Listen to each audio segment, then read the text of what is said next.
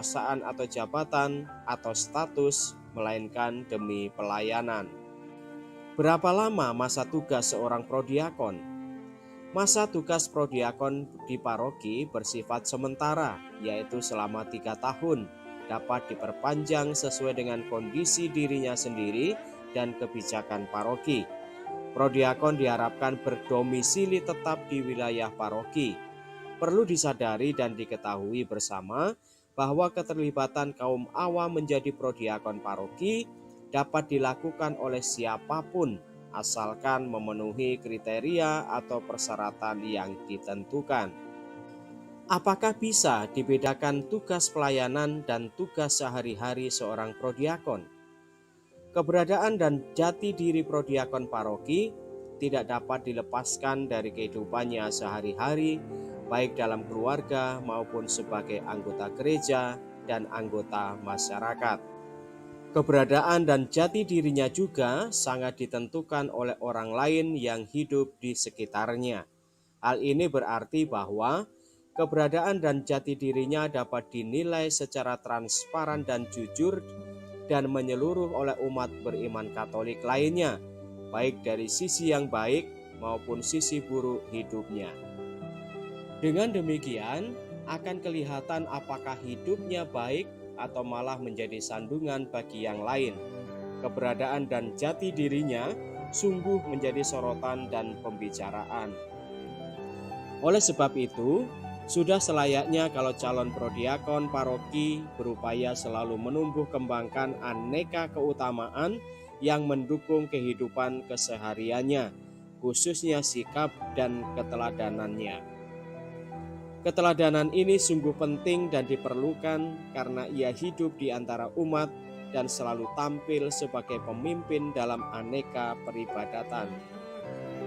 Prodiakon memiliki 2 tugas utama, yaitu pertama, membantu menerimakan komuni baik di dalam perayaan Ekaristi maupun di luar perayaan Ekaristi, termasuk di dalamnya liturgi sabda dan pengiriman komuni kepada orang sakit atau orang di penjara. Kedua, melaksanakan tugas yang diberikan pastor paroki seperti memimpin ibadat sabda, memberikan homili, memimpin doa wilayah atau lingkungan, juga memimpin liturgi pemakaman. Apa sajakah syarat untuk menjadi seorang prodiakon? Gereja menetapkan beberapa syarat, antara lain: pertama, memiliki nama baik sebagai pribadi maupun keluarga. Ia merupakan bapak atau ibu yang baik, apabila belum menikah memiliki perilaku baik. Bila mana ditemui suatu kesulitan dalam hidup rumah tangganya yang bisa menjadi batu sandungan umat, sebaiknya yang bersangkutan nonaktif terlebih dahulu atau berhenti. Pastor paroki dan pemuka umat dapat menyarankannya. Bisa diterima karena perilakunya baik, kemampuannya memadai, dedikasi yang tinggi, berwibawa, dan memiliki nilai-nilai kemanusiaan dan kepribadian yang baik. Uskup akan mendengarkan usulan umat dan saran pastor paroki. 3. Mempunyai penampilan yang layak. Seorang prodiakon pria dan wanita harus dapat membawakan diri secara baik dalam liturgi dan hidup sehari-hari. Pelatihan untuk pertumbuhan iman dan karakter terus-menerus dibutuhkan. Ciri-ciri prodiakon ideal itu seperti apa ya? Pertama, sebagai pelayan, seorang prodiakon memiliki kompetensi pribadi yang liturgis, devotif, dan terampil dengan beberapa ciri. Kedua, ia memiliki hidup iman yang baik dan sehat. 3. Ia berkepribadian yang sehat, dewasa, dan berkehidupan afeksi emosi yang seimbang. 4. Ia memiliki pengetahuan dan keterampilan liturgi dan peribadatan yang memadai. 5. Ia memiliki semangat kerjasama yang baik dan dedikasi tinggi. 6. Ia selalu mencintai panggilannya sebagai awam dan mencintai keluarganya. Demikianlah saudari-saudara pembahasan tentang mengenal prodiakon Gereja Katolik. Semoga membantu menambah wawasan iman Katolik kita. Salam.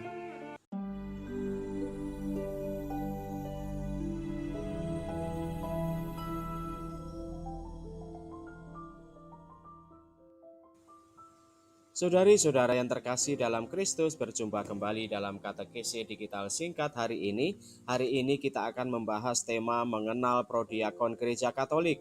Untuk lebih jelasnya, mari kita simak bersama-sama. Saudari-saudara terkasih dalam Kristus, sudahkah kita mengetahui siapakah prodiakon itu? Prodiakon merupakan bentukan dari kata pro, kata Latin yang berarti demi untuk, demi kepentingan, sebagai ganti, selaku, bagaikan, seolah-olah. Dan diakon dari bahasa Yunani diakonos yang berarti melayani, membuat pelayanan, mengurusi, dan menyelesaikan. Secara harafiah, prodiakon berarti demi kepentingan atau selaku pelayan gereja. Dengan demikian, seorang prodiakon adalah seorang yang melakukan tugas pelayanan gereja sebagai ganti diakon. Namun, tidak berarti bahwa prodiakon sama dengan diakon. Prodiakon adalah pemimpin umat yang dipilih dari umat dan diangkat oleh uskup untuk suatu tugas tertentu sebagai asisten pastor. Sebagai asisten pastor dalam melayani umat di paroki maupun di lingkungan masing-masing, prodiakon dan prodiakenes harus menyadari bahwa dirinya dipanggil dan diutus untuk menghadirkan Yesus Kristus di dunia. Prodiakon dan prodiakenes harus bekerja sama dengan para imam dengan baik dalam semangat ketaatan dan kerendahan hati, bukan demi kekuasaan atau jabatan atau status, melainkan demi pelayanan. Berapa lama masa tugas seorang prodiakon? Masa tugas prodiakon di paroki bersifat sementara, yaitu selama 3 tahun, dapat diperpanjang sesuai dengan kondisi dirinya sendiri dan kebijakan paroki. Prodiakon diharapkan berdomisili tetap di wilayah paroki. Perlu disadari dan diketahui bersama bahwa keterlibatan kaum awam menjadi prodiakon paroki dapat dilakukan oleh siapapun, asalkan memenuhi kriteria atau persyaratan yang ditentukan. Apakah bisa dibedakan tugas pelayanan dan tugas sehari-hari seorang prodiakon? Keberadaan dan jati diri prodiakon paroki tidak dapat dilepaskan dari kehidupannya sehari-hari, baik dalam keluarga maupun sebagai anggota gereja dan anggota masyarakat. Keberadaan dan jati dirinya juga sangat ditentukan oleh orang lain yang hidup di sekitarnya. Hal ini berarti bahwa keberadaan dan jati dirinya dapat dinilai secara transparan dan jujur dan menyeluruh oleh umat beriman Katolik lainnya, baik dari sisi yang baik maupun sisi buruk hidupnya. Dengan demikian, akan kelihatan apakah hidupnya baik atau malah menjadi sandungan bagi yang lain. Keberadaan dan jati dirinya sungguh menjadi sorotan dan pembicaraan. Oleh sebab itu, sudah selayaknya kalau calon prodiakon paroki berupaya selalu menumbuh kembangkan aneka keutamaan yang mendukung kehidupan kesehariannya, khususnya sikap dan keteladanannya. Keteladanan ini sungguh penting dan diperlukan karena ia hidup di antara umat dan selalu tampil sebagai pemimpin dalam aneka peribadatan. Prodiakon memiliki 2 tugas utama, yaitu pertama, membantu menerimakan komuni baik di dalam perayaan Ekaristi maupun di luar perayaan Ekaristi, termasuk di dalamnya liturgi sabda dan pengiriman komuni kepada orang sakit atau orang di penjara. Kedua, melaksanakan tugas yang diberikan pastor paroki seperti memimpin ibadat sabda, memberikan homili, memimpin doa wilayah atau lingkungan, juga memimpin liturgi pemakaman. Apa sajakah syarat untuk menjadi seorang prodiakon? Gereja menetapkan beberapa syarat, antara lain: pertama, memiliki nama baik sebagai pribadi maupun keluarga. Ia merupakan bapak atau ibu yang baik, apabila belum menikah memiliki perilaku baik. Bila mana ditemui suatu kesulitan dalam hidup rumah tangganya yang bisa menjadi batu sandungan umat, sebaiknya yang bersangkutan nonaktif terlebih dahulu atau berhenti. Pastor paroki dan pemuka umat dapat menyarankannya.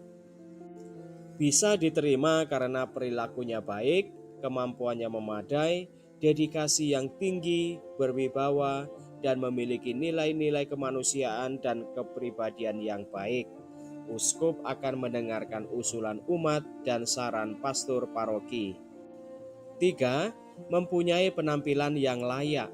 Seorang prodiakon pria dan wanita harus dapat membawakan diri secara baik dalam liturgi dan hidup sehari-hari. Pelatihan untuk pertumbuhan iman dan karakter terus-menerus dibutuhkan. Ciri-ciri prodiakon ideal itu seperti apa ya? Pertama, sebagai pelayan, seorang prodiakon memiliki kompetensi pribadi yang liturgis, devotif, dan terampil dengan beberapa ciri. Kedua, ia memiliki hidup iman yang baik dan sehat. 3. Ia berkepribadian yang sehat, dewasa, dan berkehidupan afeksi emosi yang seimbang. 4. Ia memiliki pengetahuan dan keterampilan liturgi dan peribadatan yang memadai. 5. Ia memiliki semangat kerjasama yang baik dan dedikasi tinggi. 6. Ia selalu mencintai panggilannya sebagai awam dan mencintai keluarganya. Demikianlah saudari-saudara pembahasan tentang mengenal prodiakon Gereja Katolik. Semoga membantu menambah wawasan iman Katolik kita. Salam.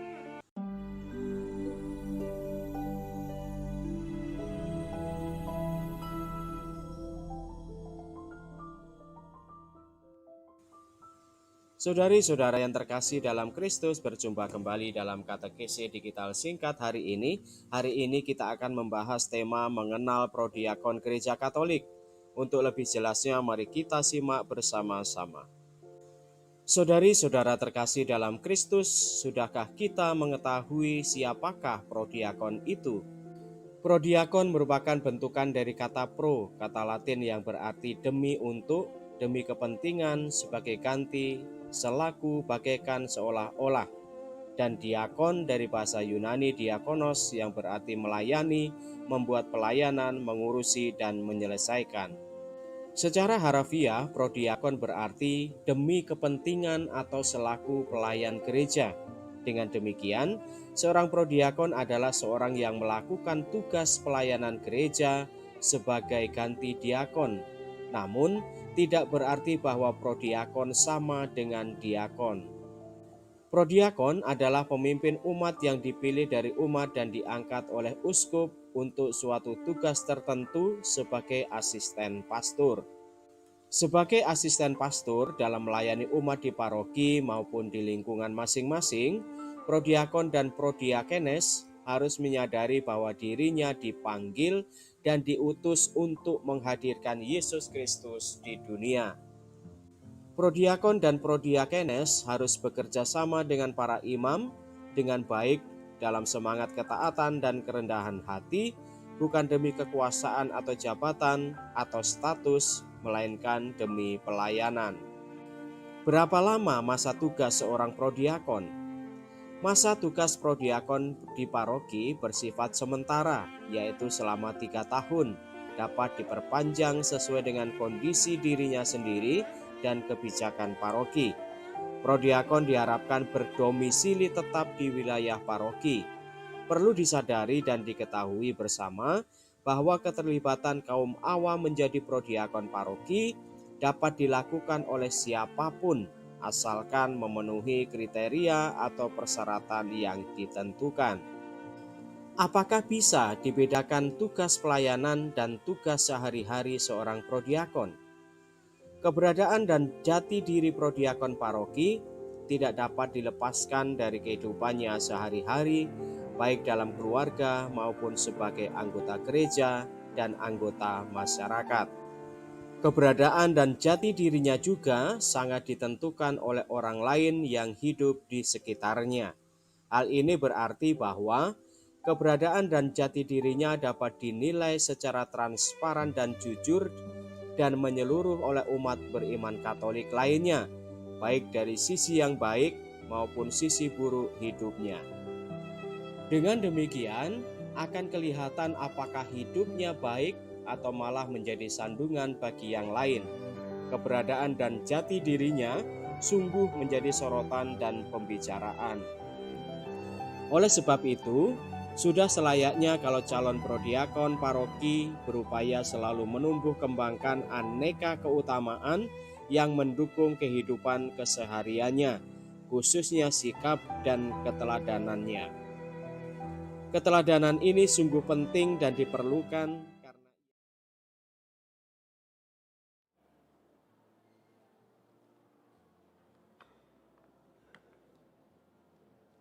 Saudara-saudari umat Allah yang terkasih, selamat datang di Gereja Hati Kudus, selamat datang dalam perayaan Ekaristi hari ini, hari Minggu biasa ke-34, Hari Raya Tuhan kita Yesus Kristus Raja Semesta Alam, dan penutupan tahun KBG, Tahun Komunitas Basis Gerejawi. Perayaan Ekaristi akan dipimpin oleh Pastor Hieronymus Indra Sepriandika SCY. Selama perayaan Ekaristi ini, umat tidak diperkenankan menggunakan atau mengaktifkan alat komunikasi. Saudara-saudari terkasih, perayaan Ekaristi segera dimulai. Marilah kita mempersiapkan hati dan budi dengan sikap hening agar dapat merayakan Ekaristi dengan layak dan pantas. Mari kita nyanyikan lagu pembuka.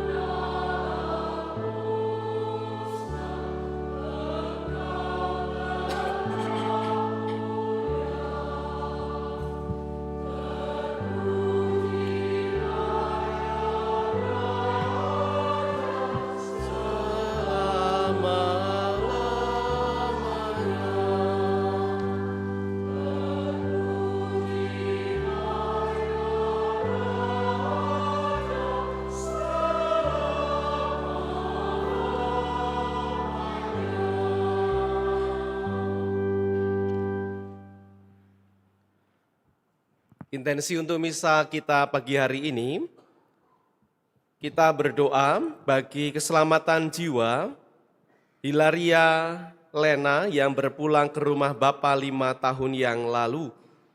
Dan yang kedua, untuk Hermawan Mulawadi yang berpulang 3 tahun yang lalu.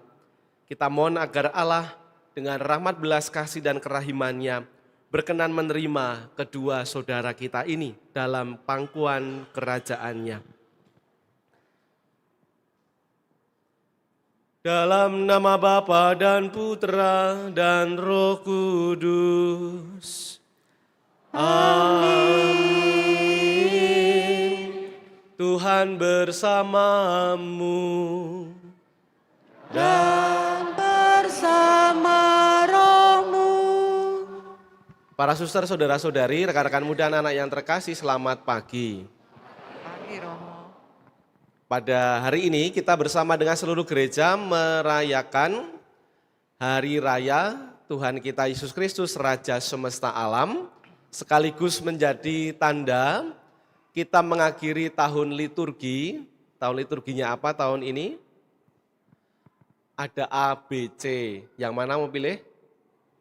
C. Kalau sudah C, maka minggu depan tahun liturginya jadi A, gitu terus ya.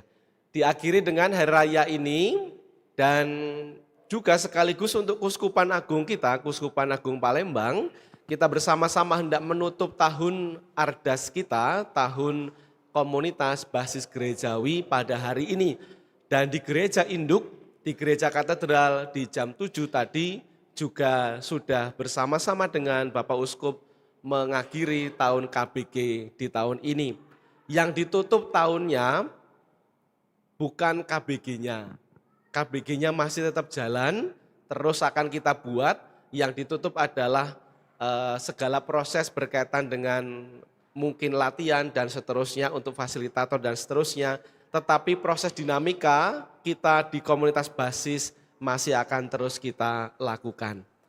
Maka mari bersama-sama saudara-saudari kita bersyukur bersukacita selama setahun ini kita bersatu dalam komunitas basis, kita bersatu mengenang dan menyadari pengalaman dan dinamika hidup selama di dalam KBG tahun ini. Maka mari bersama-sama kita bersatu hati dalam Ekaristi hari ini mensyukuri semua proses dinamika yang terjadi, sekaligus kita mohon ampun dalam perayaan Ekaristi ini agar kita makin layak dan pantas dalam merayakan misteri iman ini. Kita hening.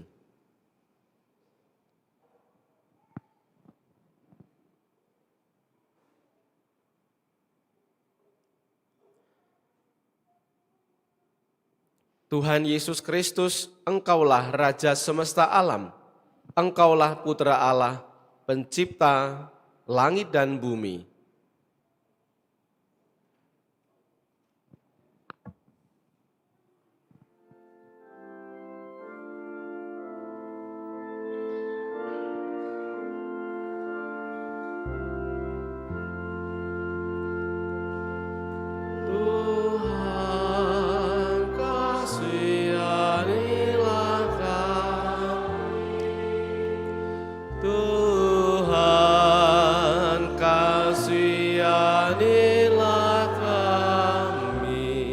Engkaulah Putra Manusia yang telah berjasa membebaskan umat manusia melalui sengsara wafat dan kebangkitan-Mu.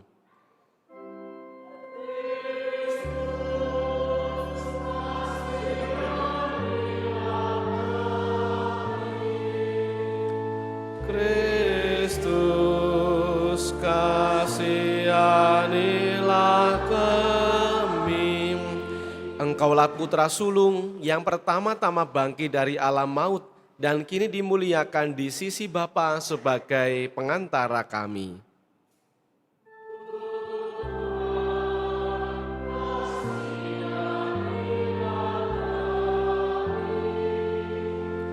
Tuhan, kasihanilah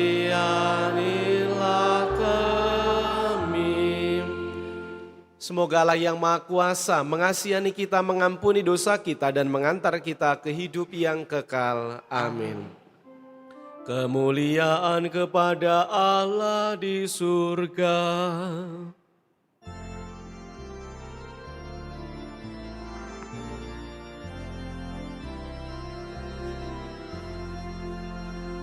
Dan damai di bumi kepada orang yang berkenan.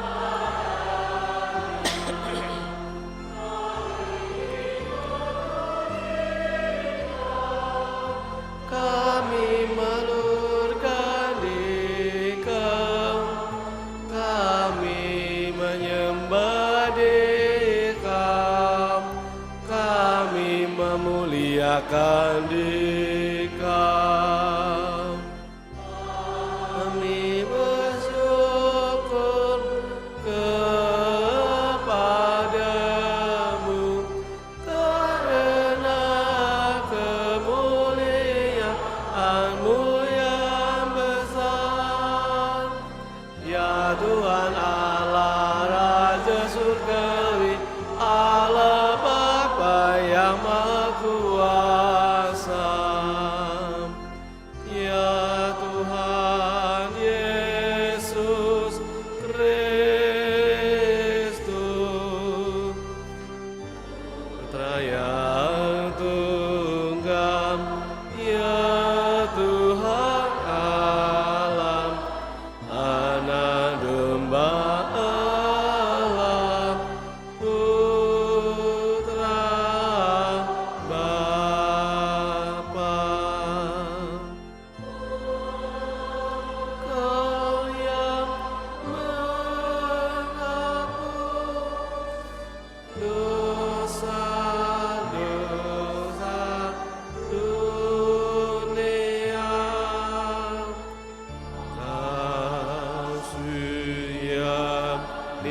Kasihanilah kami.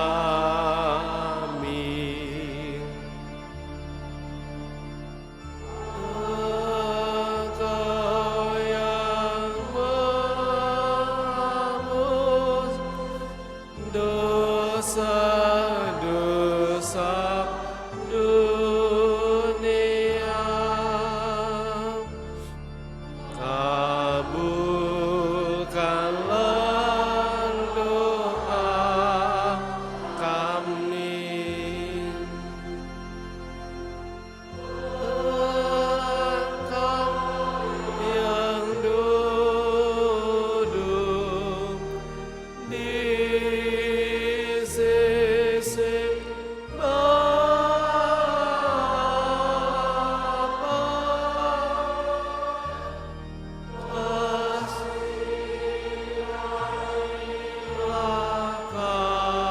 kami, karena hanya Engkau kudus, hanya Engkaulah Tuhan. Ya Engkaulah Maha Tinggi. Ya Yesus Kristus, bersama Roh Kudus dalam kemuliaan.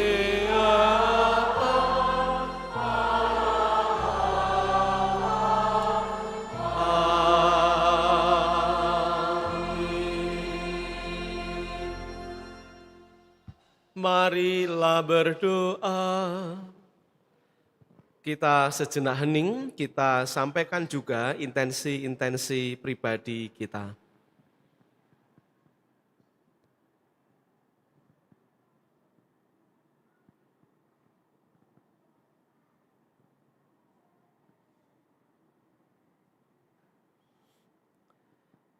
Ya Allah yang penuh kasih, kami bersyukur kepadamu karena dalam diri Yesus Kristus Putramu, Engkau berkenan memperbarui alam semesta yang telah rusak akibat dosa-dosa kami. Semoga kami senantiasa mengikuti bimbingan Putramu itu. Kami mohon semoga umat-Mu di Keuskupan Agung Palembang ini sungguh mampu menghidupi ajaran kasih sejati Kristus Raja saudara kami, menghayati hidup kebersamaan dalam persekutuan, saling menghargai dan menghormati, serta mampu mengalami kerukunan hidup dan berjalan bersama dalam kesatuan kasih. Sebab dialah Tuhan pengantara kami, yang bersama dengan Dikau dalam persatuan Roh Kudus hidup dan berkuasa Allah sepanjang segala masa. Amin.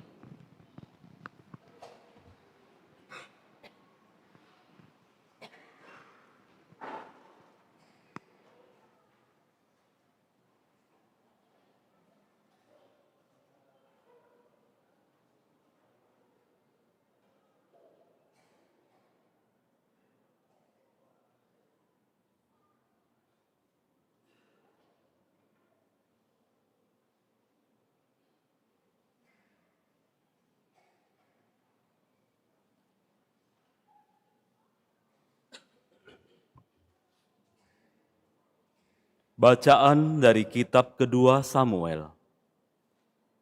Sekali peristiwa, datanglah segala suku Israel kepada Daud di Hebron.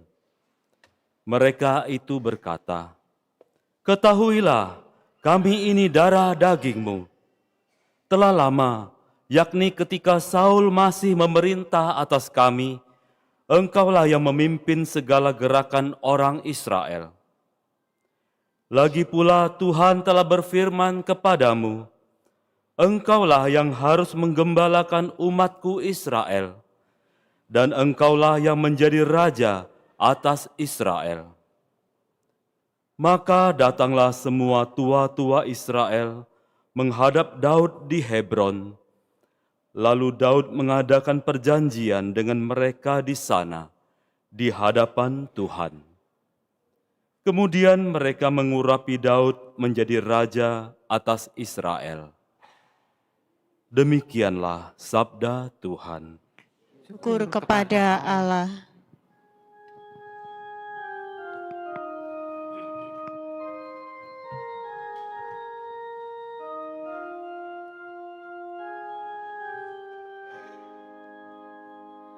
Mari kita pergi ke rumah Tuhan dengan sukacita. Mari kita pergi ke rumah Tuhan dengan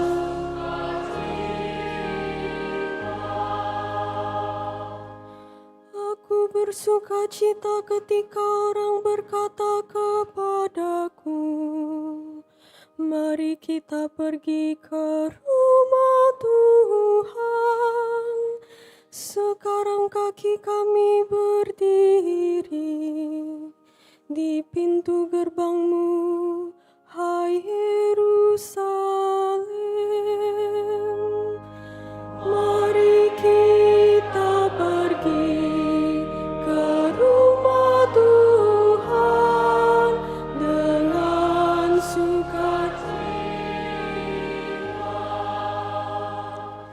Kepadamu suku-suku bersiara, yakni suku-suku Tuhan, untuk bersyukur kepada nama Tuhan sesuai dengan peraturan bagi Israel. Sebab di Yerusalemlah ditaruh kursi-kursi pengadilan, kursi-kursi milik keluarga Raja Daud. Mari kita pergi ke rumah Tuhan dengan sukacita.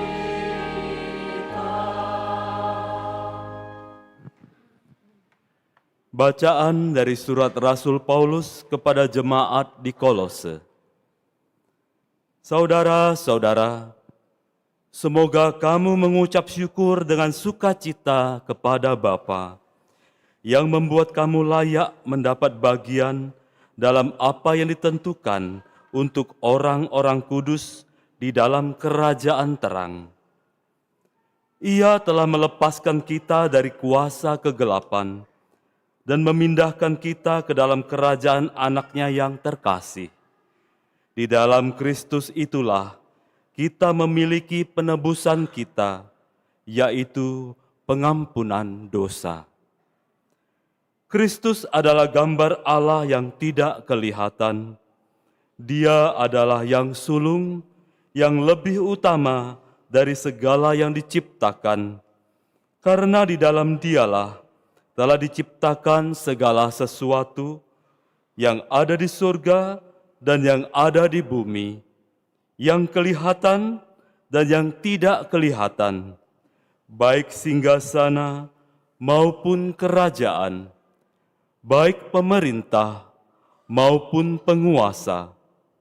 Segala sesuatu diciptakan oleh Dia dan untuk Dia. Ia ada mendahului segala sesuatu, dan segala sesuatu ada di dalam Dia. Dialah kepala tubuh, yaitu jemaat. Dialah yang sulung, yang pertama bangkit dari antara orang mati, sehingga Ia lebih utama dari segala sesuatu. Seluruh kepenuhan Allah berkenan diam di dalam Dia, dan oleh Dialah Allah memperdamaikan segala sesuatu dengan dirinya, baik yang ada di bumi maupun yang ada di surga, sesudah Ia mengadakan pendamaian oleh darah salib Kristus. Demikianlah sabda Tuhan. Syukur kepada Allah.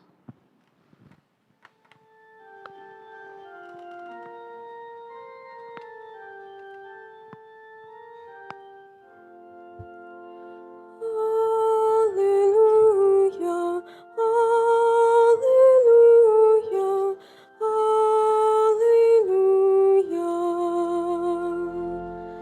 Haleluya,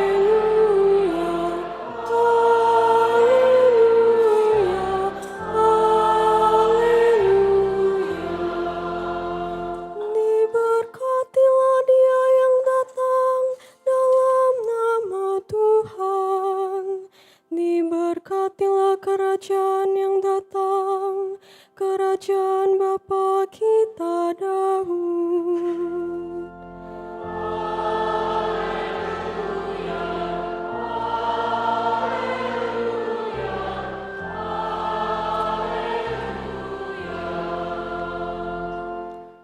Tuhan bersamamu dan bersama rohmu. Inilah Injil suci menurut Lukas. Dimuliakanlah Tuhan.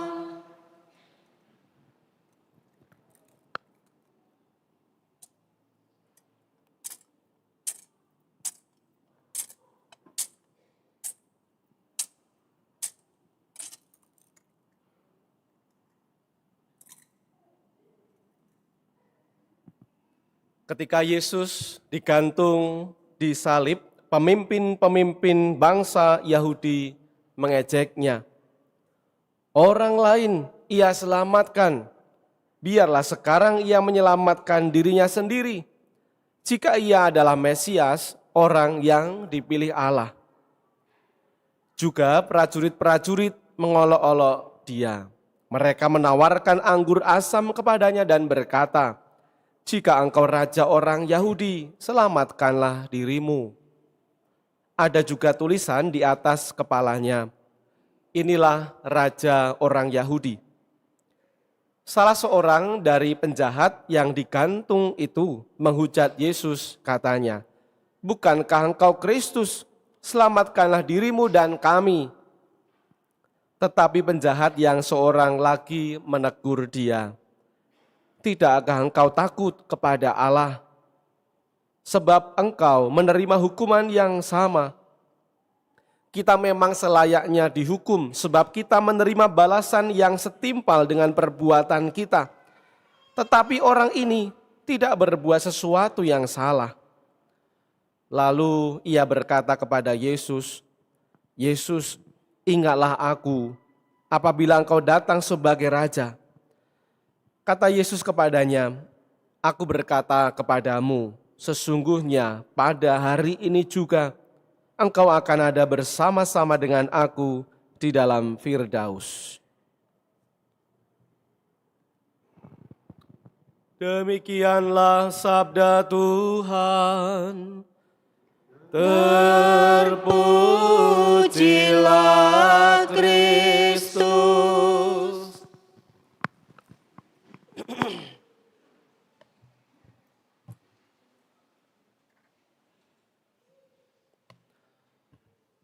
Saudara-saudaraku yang dikasihi Tuhan Yesus, selamat pagi.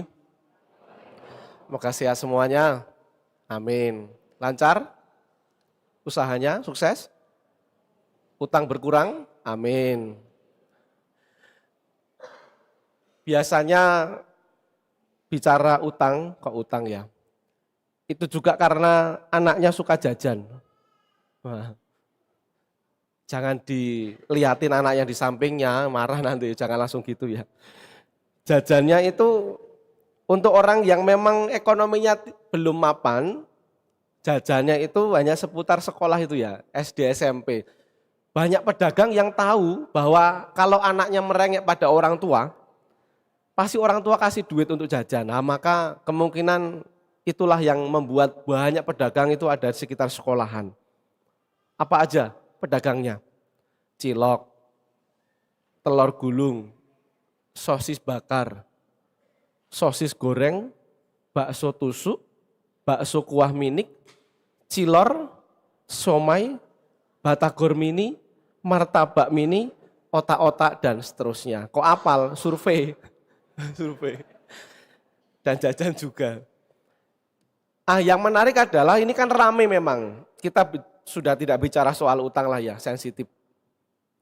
Kita bicara soal bahwa ada begitu banyak anak yang jajan di sekolah itu, dan kadang memang mereka menyukai satu jenis saja. Atau paling tidak untuk mengatakan bahwa ada satu pedagang yang rame, ada yang rame banget, tapi ada yang sepi sampai sepi banget. Nah, itu biasanya begitu kalau kita perhatikan. Nah, suatu saat terjadi bahwa saya melihat ada yang rame banget, lalu ada yang sangat sepi. Dan mungkin sepi banget itu ya, kalau dalam kacamata ekonomi. Yang menarik adalah ketika pedagang yang rame banget tadi kehabisan, stok yang harus dijual lagi, tapi anak-anak itu masih ngumpul di situ pengen minta lagi, pengen beli lagi tapi kan stok habis. Lalu dia bingung, ini pedagang, walau sudah habis dagangan tapi masih diminta lagi kan gitu ya, nggak ada dagangan lagi. Uniknya, dia kasih duit malahan, ada 2.000, 4.000, 2.000, 2.000 kepada anak-anak tadi yang ngumpul, supaya apa? Supaya dia itu juga memberitahu kepada anak-anak tadi, kamu beli di sana aja gitu ya. Jadi pedagang tadi malah mengatakan, ya mungkin tidak mengatakan, tetapi justru saya kasih duit, kamu beli pedagang itu. Pedagang itu dia jual, saya lupa beli apa ya. Tetapi bahwa sepi, lalu anak-anak yang datang kepadanya dikasih uang 2.000 dan seterusnya, kamu belilah barang-barang dia, ada cilok, ada apa saya lupa. Kemudian dia pesan juga, kalau sudah beli, jangan bilang terima kasih ke saya, jangan balik, kamu langsung pulang. Yang mengesan adalah dia beruntung, dia punya banyak langganan, dagangan habis, tapi dia juga masih ingat temannya gitu ya. Masih ingat temannya yang lagi berjuang keras, yang dagangannya masih banyak, lalu dia malah kasih uang untuk anak-anak jajan ke tempat dia. Lah kan dia malah berkurang sebenarnya kan keuntungannya. Ini kan luar biasa. Bagi saya mengesan bahwa orang yang dompetnya tipis, bahasa saya ya, karena ekonominya pasti barangkali belum mapan, tetapi masih bisa melihat orang lain yang juga susah, dan masih mau nolong orang itu dengan cara yang barangkali tidak sangat lazim itu ya, menurut kacamata saya paling tidak. Bantu orang, tetapi dengan tadi ngasih uang. Setelah anak-anak itu nanti sudah beli, dia pesan pada anak-anak, jangan kembali ke saya. langsung balik ke rumah gitu. Kan unik sekali. Dia kurang, dia terbatas, tapi masih mau melihat yang lain juga itu terbatas, dia kurang dan dia mau bantu. Tidak ada ego di sana. Sebuah keteladanan yang saya pikir itu tumbuh dari, nggak tahu, kita tidak bicara soal agama apa, tetapi bahwa ada nilai kebaikan, nilai universal yang juga orang ini tadi pakai, dipraktekkan dan menjadi bagian integral dari hidupnya, lalu dia bahkan tularkan itu kepada anak-anak. Ini kan nilai yang indah sekali. Kemurahan hati, kebaikan, keterbukaan, tidak ada egosentris di sana, ada pemberian diri malah untuk orang lain. Keren sekali untuk saya. Ini soal jajan sekolah tadi. Nah, saya pikir saudara-saudari yang kita rayakan hari ini, Yesus Kristus Raja semesta alam, itu adalah Raja yang memberikan teladan-teladan semacam ini. Teladan-teladan kebaikan yang sudah dia tularkan sepanjang karya dan kehidupannya di dunia. Dia memberikan wejangan yang amat banyak, dia mewartakan kerajaan Allah, semua tindakan-tindakan kebaikannya, contoh dia bagaimana memaafkan, menerima orang yang berdosa, tidak ada sekat lagi untuk mereka yang dianggap sampah masyarakat, dia terima juga. Dia menyembuhkan, menghidupkan, menerima kembali mereka yang tersesat. Itu kan juga teladan. Dan dia sudah mencontohkan, lalu contoh itu kan langsung di depan mata orang waktu itu, dan di depan mata kita. Artinya dia sebagai raja memberikan contoh tidak dari singgasana, tidak dari atas. Dia langsung turun ke bawah, beri contoh itu. Untuk kita juga contoh. Teladan kebaikan itu untuk kita juga ambil, untuk kita serap, untuk kita internalisasi menjadi bagian dari diri kita. Rajanya seperti itu. Kan itu beda dengan raja yang mungkin kalau kita dengar kata raja, raja-raja yang kita tahu itu raja yang dengan mahkota emas, raja yang punya singgasana mewah, punya pengawal yang gagah, yang kalau kita melihat raja dengan segala kemewahan dan kekayaannya, kalau kita melihat raja, kita akan mengatakan ampun Tuanku, hamba hanyalah orang miskin yang tak punya apa-apa gitu ya. Untuk mengatakan kagum, karena kita menjadi orang yang sangat jauh dari segi apapun dari seorang raja.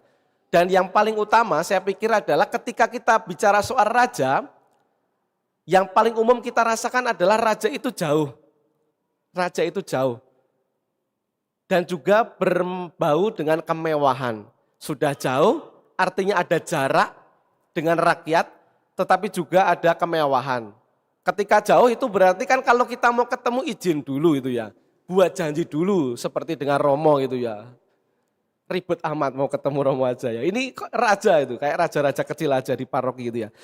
Izin dulu lewat sekretaris kerajaan atau sekretaris paroki gitu ya, sekretaris dewan. Nunggu 6 bulan dulu misalnya mau ketemu raja. Dan ketika ketemu ada aturan-aturan lagi, jangan lupa, jangan sampai batuk, jangan sampai salah bicara, jangan sampai nanti apalagi selfie pakai filter baby face ya, nggak boleh itu. Banyak aturannya kalau mau ketemu raja, ketemu ini dan itu, ribet. Ada jarak, ada aturan dan seterusnya. Tapi sekali lagi Yesus yang kita rayakan sebagai raja hari ini, dia raja yang lepas, raja yang bebas dari stereotip itu.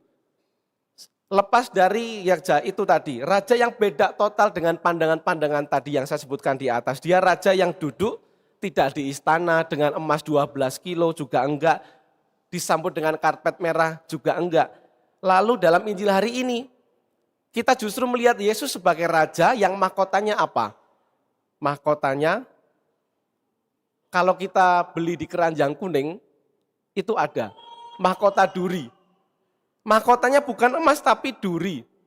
Lalu di sana juga di keranjang kuning dikatakan, ini tidak baik untuk anak-anak, kalau dipakai bakal resiko sakit kepala seumur hidup itu ya. Di keranjang kuning ada tulisan itu. Mahkotanya bukan emas, tahtanya, istananya malah kemudian salib, kayu salib. Itu kan luar biasa.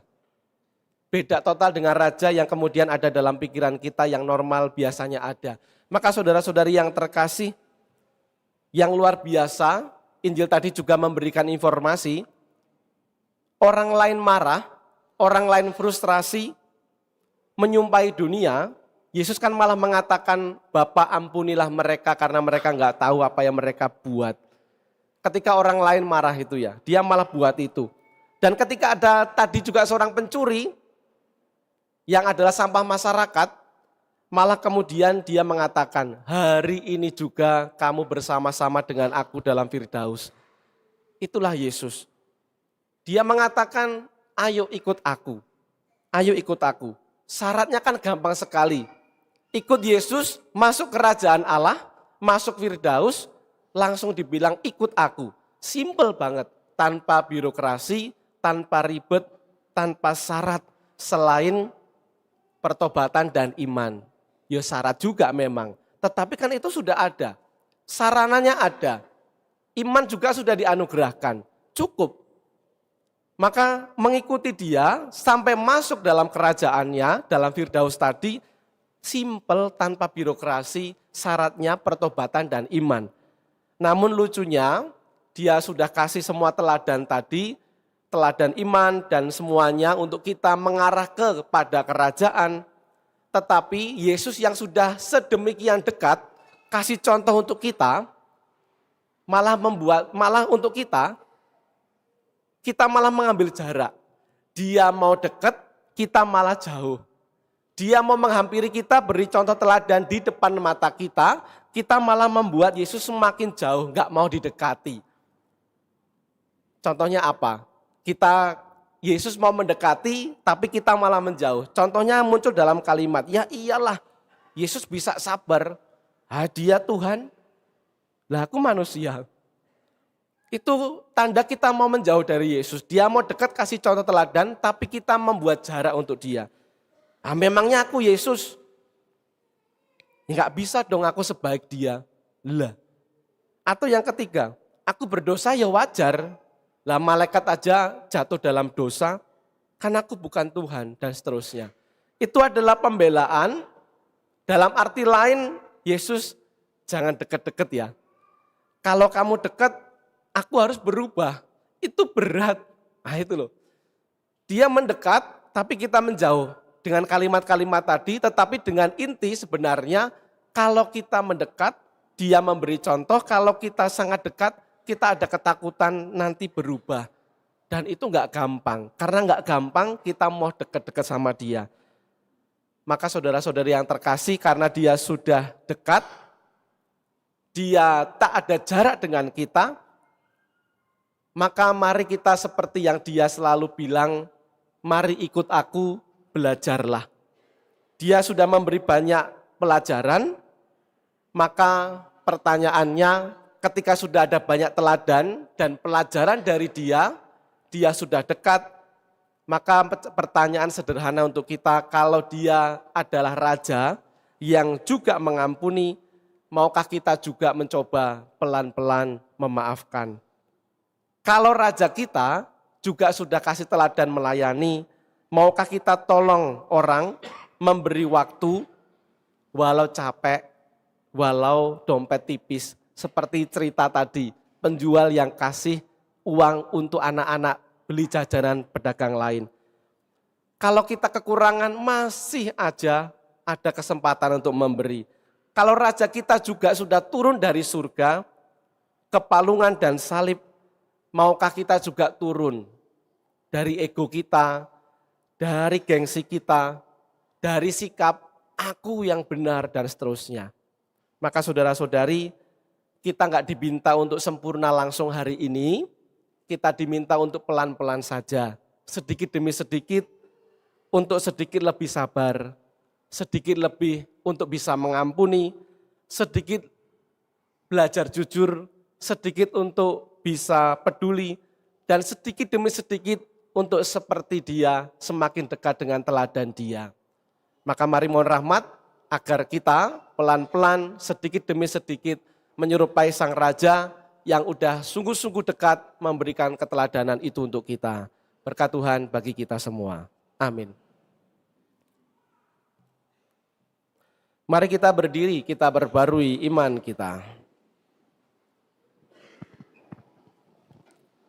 Aku percaya akan Allah, Bapa yang Maha Kuasa, pencipta langit dan bumi, dan akan Yesus Kristus, putranya yang tunggal Tuhan kita, yang dikandung dari Roh Kudus, dilahirkan oleh perawan Maria, yang menderita sengsara dalam pemerintahan Pontius Pilatus, disalibkan, wafat dan dimakamkan, yang turun ke tempat penantian, pada hari ketiga bangkit dari antara orang mati, yang naik ke surga, duduk di sebelah kanan Allah Bapa yang Maha Kuasa. Dari situ Ia akan datang mengadili orang yang hidup dan yang mati. Aku percaya akan Roh Kudus, Gereja Katolik yang kudus, persekutuan para kudus, pengampunan dosa, kebangkitan badan, kehidupan kekal. Amin. Mari sekarang kita berdoa kepada Tuhan Raja semesta alam dan sumber keselamatan bagi semua orang. Bagi Sri Paus, para uskup, para imam, dan semua kaum beriman. Ya Bapa, bimbinglah para pemimpin gereja kami untuk selalu tekun dan setia mempertahankan warisan iman yang mereka terima dari para rasul di tengah arus-arus besar zaman ini. Marilah kita mohon. Kabulkanlah doa kami ya Tuhan. Bagi para pemimpin negara kami, ya Bapa, bimbinglah para pemimpin negara kami agar mampu berkehendak mempergunakan wewenangnya dengan bijaksana untuk kesejahteraan umum. Marilah kita mohon. Kabulkanlah doa kami ya Tuhan. Bagi mereka yang mengalami penindasan dan kesewenang-wenangan, ya Bapa, bimbinglah dan dampingilah mereka yang mengalami penindasan dan kesewenang-wenangan, agar mereka tetap memiliki harapan dan kekuatan untuk memperjuangkan hidup mereka. Semoga kami bersama mampu saling mengusahakan kesejahteraan, menjauhkan keterasingan dalam komunitas, dan membuka mata terhadap mereka yang berkekurangan dan menderita. Marilah kita mohon. Kabulkanlah doa kami ya Tuhan. Bagi kami yang berkumpul di sekitar altar ini, ya Bapa, bimbinglah dan beranikanlah kami untuk mengakui Yesus Kristus Putramu sebagai Raja semesta alam dalam setiap tindakan dan tingkah laku kami, dengan menjadi garam dan terang masyarakat, hidup bertabiat baik dan benar, adil dan jujur, serta dengan sadar tetap mampu memelihara persaudaraan sejati dan perdamaian dunia dalam peziarahan yang menyenangkan dan menenteramkan bagi setiap orang. Marilah kita mohon. Kabulkanlah doa kami ya Tuhan. Bapa yang Maha Murah, inilah kami umat-Mu dengan doa, syukur, dan permohonan. Dengarkanlah kerinduan kami ini demi Kristus pengantara kami. Amin. Amin. Kita persiapkan persembahan.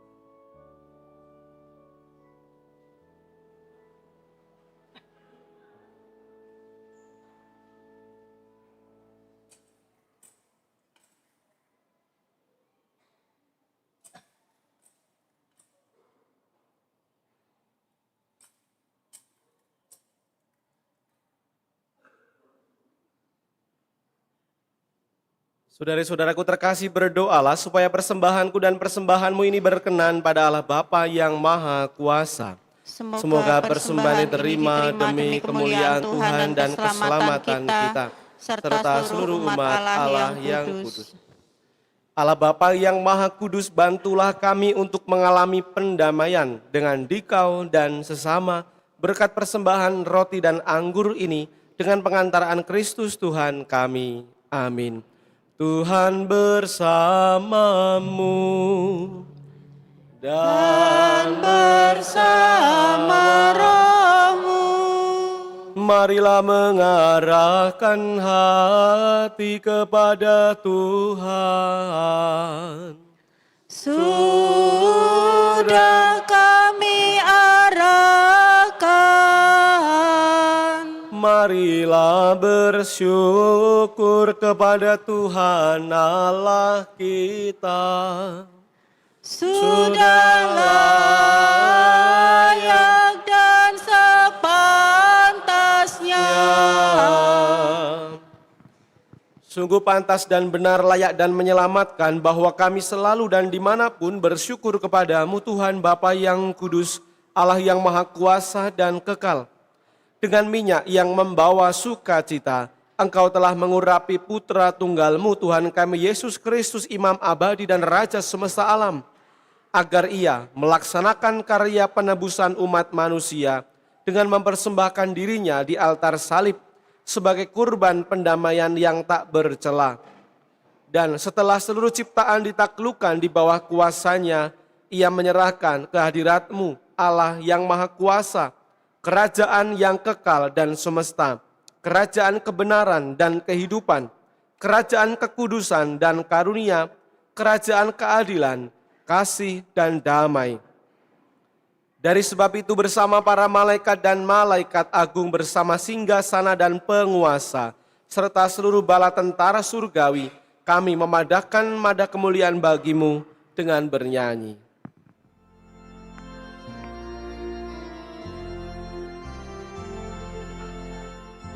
Kudus, kudus, kudus.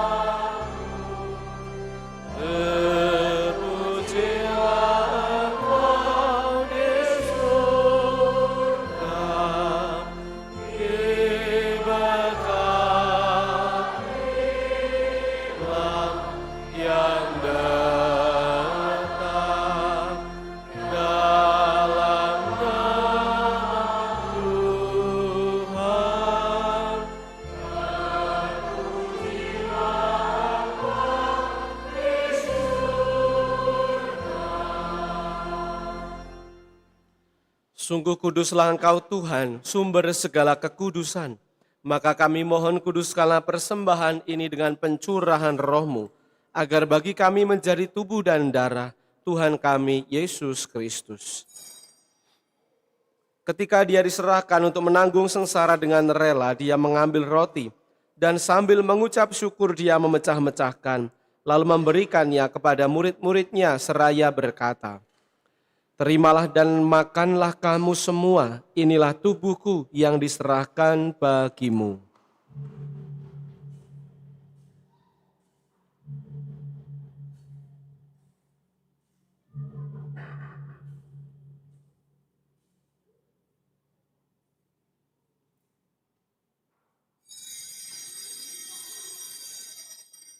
Demikian pula sesudah perjamuan dia mengambil piala, sekali lagi dia mengucap syukur kepadamu, memberikannya kepada murid-muridnya seraya berkata, "Terimalah dan minumlah kamu semua, inilah piala darahku, darah perjanjian baru dan kekal, yang ditumpahkan bagimu dan bagi semua orang demi pengampunan dosa. Lakukanlah ini sebagai kenangan akan daku."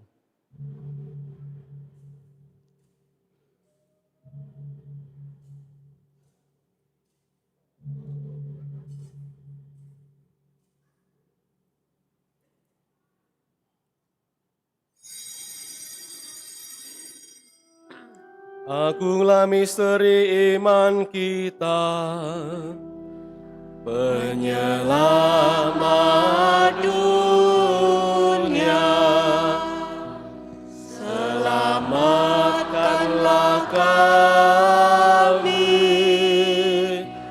karena melalui salib dan kebangkitan-Mu, Engkau telah membebaskan kami.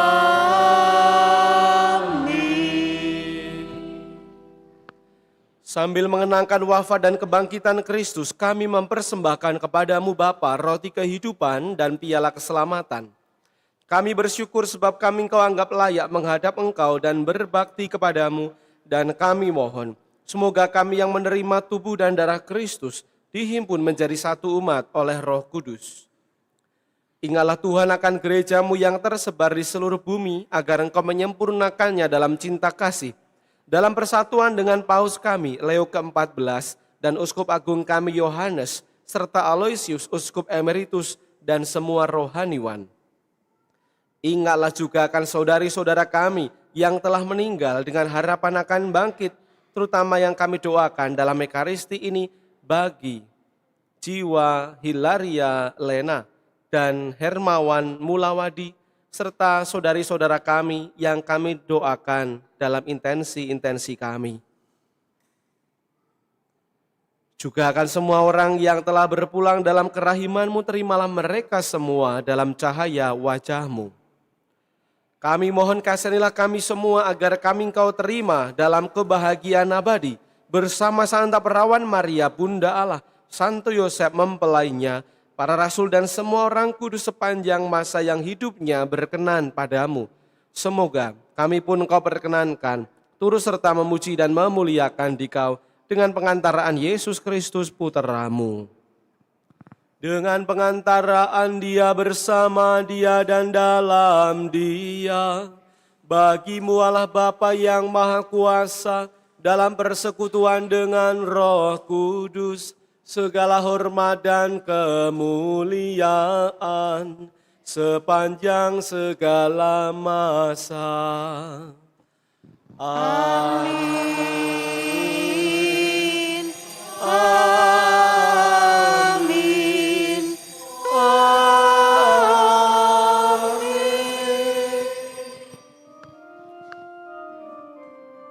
Atas petunjuk penyelamat kita dan menurut ajaran ilahi, maka beranilah kita berdoa.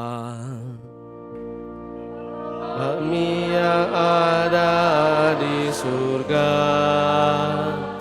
dimuliakanlah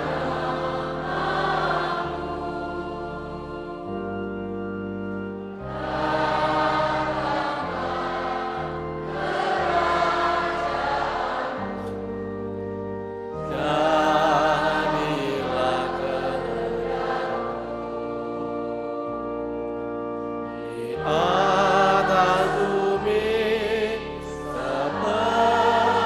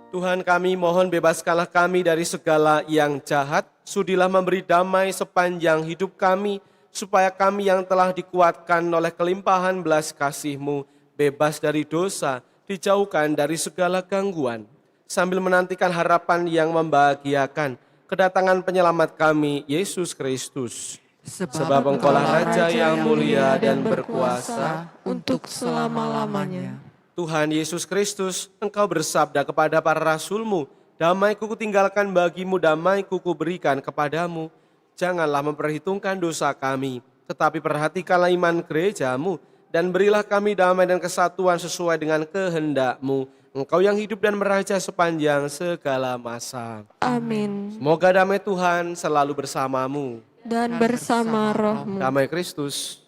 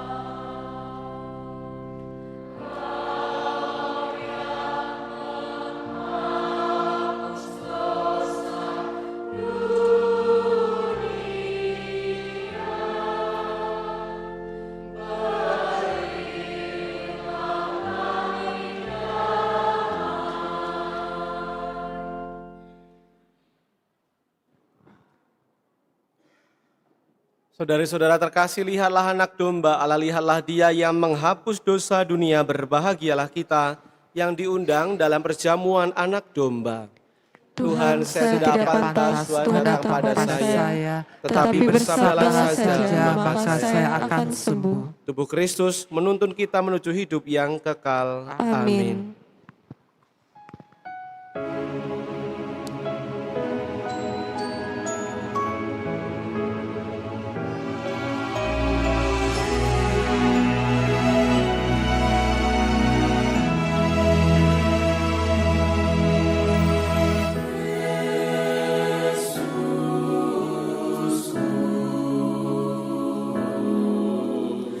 Aku percaya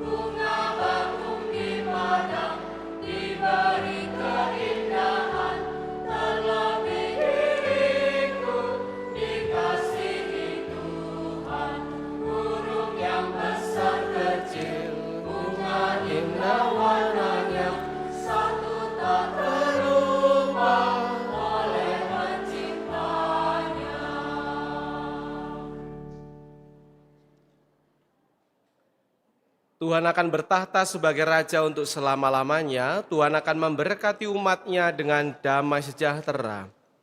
Marilah berdoa.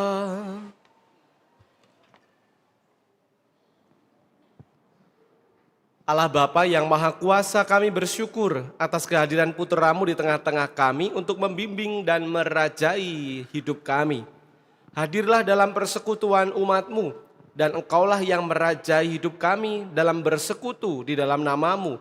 Semoga Roh-Nya memperdamaikan dan mempersatukan semua bangsa, sehingga semakin banyak orang mampu menghayati hidup sehati sejiwa, serta Kau perkenankan menerima anugerah kehidupan baru dengan pengantaran Kristus Tuhan kami. Amin. Kita doakan doa tahun komunitas basis gerejawi.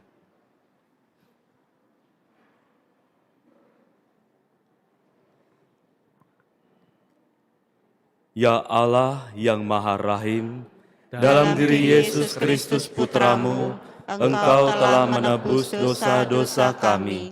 Dalam Roh Kudus-Mu, Engkau memperkenankan kami memanggil-Mu Aba ya Bapa. Kami adalah anak-anak-Mu yang Kau kasihi. Terpujilah Engkau Allah dan Bapa kami. Sebagai anak-anak-Mu, kami ingin menghidupi ajaran kasih Yesus, saudara kami. Kami bertekad hidup rukun, bersatu padu, seiring sejalan, senasib sepenanggungan, saling menghormati dan meretas setiap sikap diskriminatif dan sektarian. Kami ingin menjadi bagian tak terpisahkan satu sama lain. Semoga Roh Kudus-Mu selalu menyemangati kami untuk menjadi terang dan garam masyarakat, untuk bertabiat baik dan benar, adil dan jujur, untuk menjadi rekan peziarahan hidup yang menyenangkan dan menenteramkan bagi semua orang di sekitar kami. Semoga kami bersama hidup sejahtera, penuh sukacita. Tidak ada lagi orang yang merasa asing atau merasa terasingkan dalam komunitas kami. Tidak ada yang berkekurangan atau menderita yang luput dari bela rasa kami. Bunda Maria, Putri Allah Bapa, Bunda Allah Putra, dan mempelai Allah Roh Kudus, doakanlah kami agar dapat hidup di hadirat Allah sebagai anak-anak tertebus yang bersyukur tiada henti. Amin. Kemuliaan kepada Bapa dan Putra dan Roh Kudus, Seperti pada permulaan, sekarang, selalu, dan sepanjang segala abad. Amin.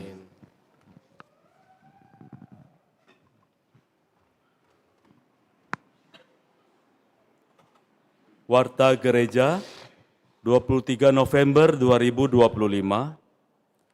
1. Pengumuman perkawinan, pengumuman ketiga.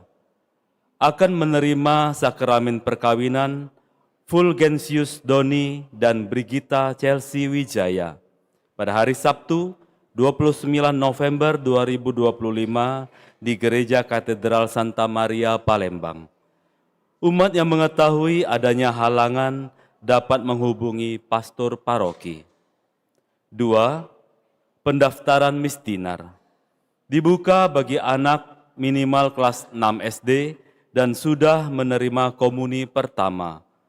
Formulir tersedia di sekretariat paroki. 3. Komuni pertama dan katakumen. Pendaftaran komuni pertama dan katakumen telah ditutup. Batas akhir pengumpulan formulir 30 November 2025. 4. Aksi Natal Paroki Hati Kudus 2025. Panitia Natal mengajak umat membantu dan memberikan paket Natal berupa beras, bahan pangan antara lain terigu, gula, minyak, susu kental manis, barang atau paket lainnya. Sumbangan uang. Sumbangan uang dapat ditransfer ke rekening BCA Paroki Hati Kudus. Tambahkan angka 2 pada digit terakhir dan beri keterangan paket Natal. Kontak Ibu Neti dan Ibu Susi. 5. Pembaptisan bayi dan anak-anak.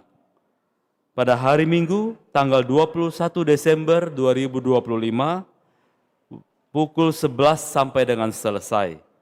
Bertempat di Gereja Katolik Hati Kudus. Pendaftaran mulai hari Senin sampai dengan Minggu pukul 9 sampai 12 di sekretariat. Usia mulai dari balita sampai 9 tahun. Batas pengumpulan formulir 14 Desember 2025. Pertemuan orang tua dan wali baptis 18 Desember 2025. 6. Misa harian. Diinformasikan kepada umat bahwa Rabu dan Kamis 26 dan 27 November tidak ada misa harian pagi. 7. Laporan kolekte Minggu 16 November 2025. Kolekte 1 sejumlah Rp24.486.300. Kolekte kedua sejumlah Rp15.969.000. Terima kasih atas persembahan dan kemurahan hati umat. Tuhan memberkati. Saudara-saudari, terima kasih atas kehadiran Anda semua dalam Ekaristi Syukur hari ini.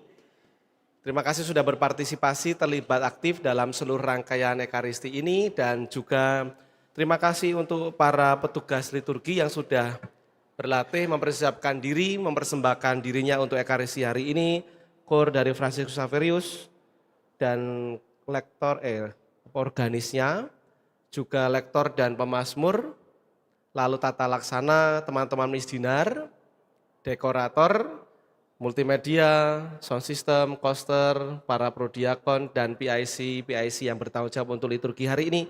Terima kasih juga untuk anak-anak. Tadi saya bilang soal beli, apa tadi ya? Jajan, bukan. Beli mahkota duri. Beli mahkota duri di keranjang kuning, di toko kuning itu. Malah mereka hari ini pakai mahkota beneran. Jadi mereka hari ini sekolah minggu, terima kasih para pendamping mencoba untuk mengkomunikasikan iman, apa yang dirayakan gereja, lalu sampai kepada anak-anak dengan cara yang mudah diterima, dimengerti anak-anak, maka mereka membuat mahkota bukan dari duri tapi dari kertas berwarna ya, sampai durinya pada jatuh tadi.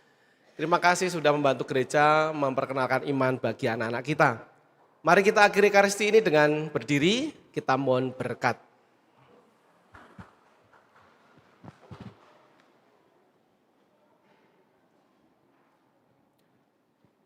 Tuhan bersamamu dan bersama rohmu.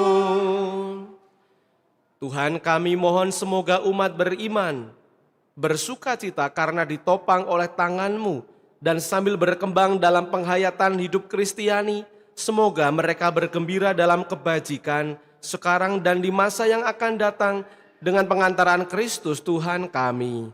Amin. Dan semoga berkatalah Yang Maha Kuasa, Bapa dan Putra dan Roh Kudus, turun atas saudara dan menetap senantiasa. Amin. Saudara sekalian, pergilah, misa sudah selesai. Syukur kepada Allah.